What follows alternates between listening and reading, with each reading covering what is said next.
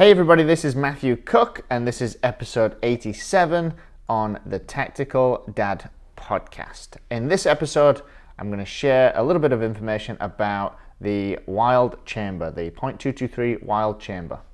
Let's get into it. Hey everybody, I'm Matthew Cook and this is the Tactical Dad podcast, episode 87, and we are going to talk about the .223 Wylde Chamber, which is like a balancing of accuracy and versatility. In fact, that might be my title of the podcast. Yeah, that sounds pretty good. So I want to just preface this with, I am not an expert in guns, I'm not an expert in ammunition, and I'm not an expert in this space. I am an enthusiast, and I am on a journey to becoming a competitive shooter, and I'm on a journey to becoming, hopefully one day, an expert in this space. Everything I say, you can find on the internet somewhere. In fact, anything anybody says, you can find on the internet somewhere. So, with that being said, I am going to share some information which is really which is predicated on a lot of the comments on previous videos, and I thought it was very interesting, so I did some research. I have a background in a different area, cognitive psychology, neuroscience, and motor learning. So very well versed within doing a lot of research on things, been in research projects. So I went down the whole researching rabbit hole of the .223 Wylde Chamber, and I wanted just to share a few things on a podcast, a short podcast with you. Now this is aimed at new gun owners, new shooters, people that are relatively new to the space, just like I was not too long ago. So experts and people that are very well versed within ammunition and guns and their parts, please feel free to make comments and more suggestions to help this podcast and the videos that will surround this podcast, help them to get to more people and help me in my journey and help me educate others on these things. Because if you know a lot more than I do, then you can also help more people than I can help on my own. So let's get into it. The .223 Wylde Chamber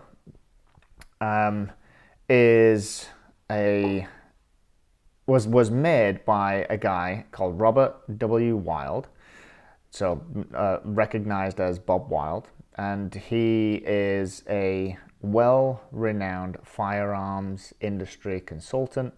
He was a competitive shooter, which I thought was pretty cool. And he's obviously a very skilled gunsmith. He is credited with inventing this innovative .223 Wylde Chamber. And what it is it's a very versatile hybrid rifle chamber that can accommodate both the .223 Remington and the 5.56 NATO cartridges in the AR-15 rifles. So it offers the improved accuracy and reliability, because that was one of the things that the 223 a rifle chambered in .223 lacked, the accuracy and reliability of a 5.56, but you can't fire a 5.56 from a .223 chamber because of the safety issue. Now I know a lot of people are going to say that it doesn't really matter, but I think we should adhere to what the manufacturers are telling us, because I'm sure it is real. So this is a great hybrid. Now, over the years, this gentleman, Bob Wylde, he collaborated with tons of big brands that develop guns, and he's worked with government bodies in developing like tons of innovative firearm products. So like, this guy's a legend, and he knows his guns. Now, something to note is that it's 2023, and this year and most recent years, most manufacturers, like most big brands, are like catering to chambering a 5.56 because with that you can fire a .223 and a 5.56. You won't find too many rifles that are chambered in .223, and you won't find too many that are chambered with the .223 Wylde Chamber. Like, it's more of a custom thing is what I'm finding. I spoke to a ammunitions expert who is going to come on the podcast in a week, I think another week or two, and he's going to talk about this. And my firearms instructor, who is a trained sniper, he was a trained sniper in the military. He's also going to talk about this as well, specifically chambers. So that'll be interesting. That'll be a good talk on top of what I've been sharing. But I did a little bit of research, and I went back in time, which was really cool because I like that stuff, looking back in history and that. And the 223 Remington cartridge was the standard for the United States Army back in 1962. And in 1972, there was a new type of service ammunition created for NATO, and it was based on the 223 Remington cartridge being used by the US Army, but it had greater range and effectiveness, so it was more accurate. And it wasn't initially called the 5.56 NATO. I should have wrote that down actually. The first version of it was called something else. It was classified as something else. But essentially it's what morphed into the 5.56 NATO. So that's kind of where it came from.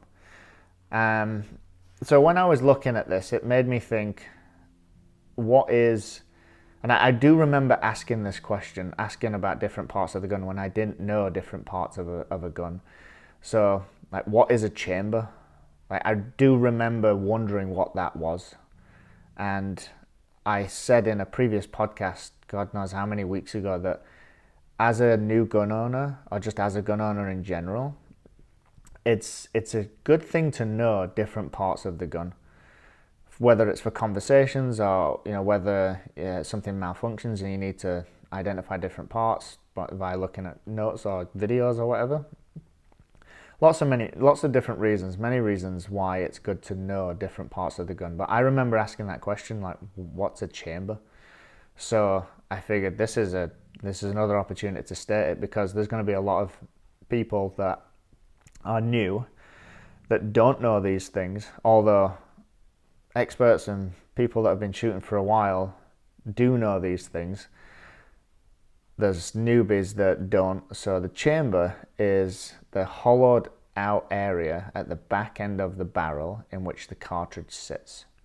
So the rear end of the barrel, for those that like using that terminology, the rear end of the barrel where the cartridge is inserted, ready to be fired, that's the chamber. And I made a note on here that most rifle makers are moving to support the 5.56 NATO, which I've already said, by chambering 5.56 NATO, because that way it can shoot both 223 or 5.56. But there are still, from what I've seen and what I've read, and I like to read blogs and watch YouTube videos and look in the comment section, because people that are like more on top of things tend to comment. And because you never know how old a blog or a YouTube video is sometimes. And it seems like competitive shooters or people that hunt a lot, seems like they customize, and they customize their rifles by having a 223 Wylde Chamber. So they are out there and they're still used. They're just not like a big brand manufacturer, or a big brand and a major manufacturers like go to. Most of them are chambering for 5.56 now. So that's all for me. I hope I provided some value and some insight there. If you are very well versed in gun parts and especially chambers, then please, I would love to hear from you. Please comment on the podcast, comment on the videos. I'm going to try to make the short videos that I post on social media to get the engagement and to hopefully get the content and the main podcast out to more people. I'm going to make them a little bit longer. Some people did have a little bit of a head off at me because they weren't long enough. So I am going to make them a little bit longer, hopefully get a few more points across and points in. Hope that helps. But like I said, if you're an expert, please comment, please join me in helping educate people, new gun owners, on this very subject. Thanks for joining me. I'll see you again next time.